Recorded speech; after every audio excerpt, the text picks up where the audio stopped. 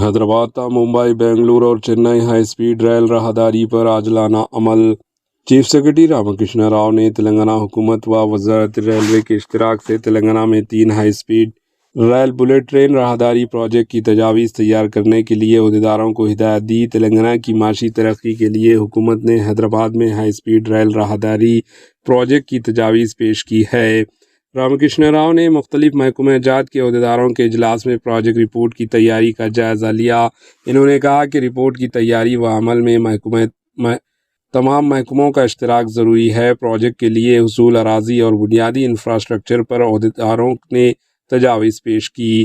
Chief secretary نے کہا کہ حیدرآباد تا ممبئی، چنئی اور بنگلور کے لیے ہائی سپیڈ ریل پروجیکٹ کی تجاویز تلنگانہ رائزنگ 2047 معاشی ترقی کی راہداری کے نظریے کے تحت پیش کی گئی۔ Bureau report, AJ news.